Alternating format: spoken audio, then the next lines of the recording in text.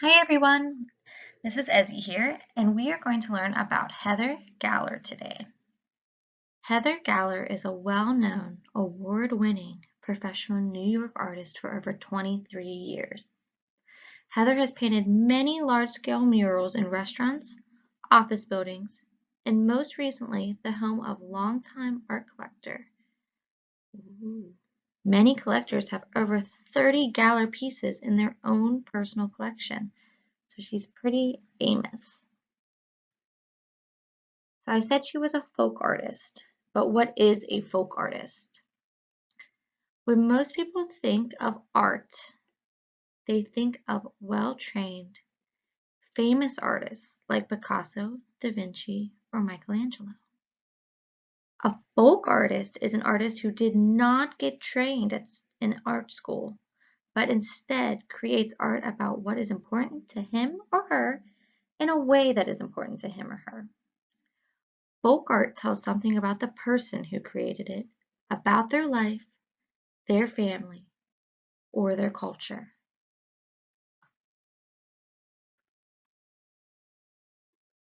So, which one of these looks like folk art, and what makes you think so? Remember, folk art tells about their family, their culture, and things like that.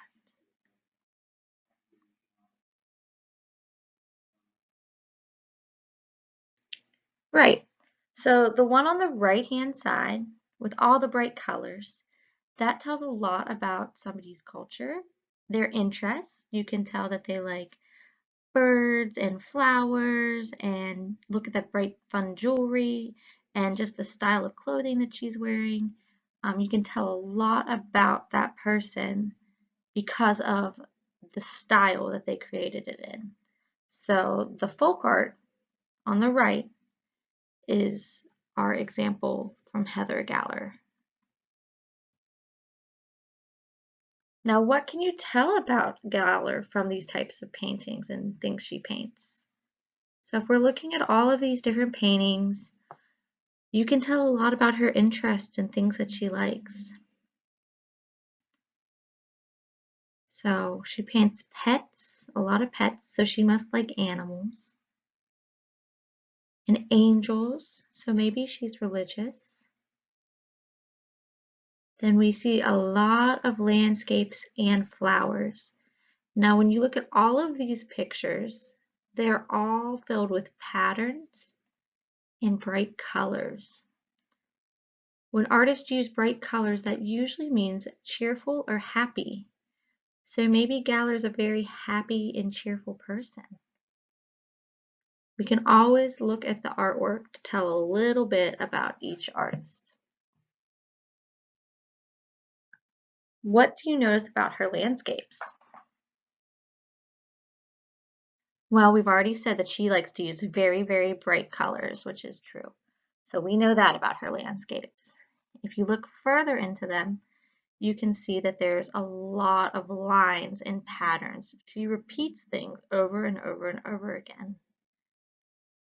When we were learning about landscapes, we learned that you put the most detail in the front. So if you look at the front of her flowers, they start off with a lot of detail, and then as they slowly go into the background, they get more and more fuzzy. So that's pretty cool. Her trees are pretty whimsical and expressive. And it looks just like a very happy little town or farm or field of flowers.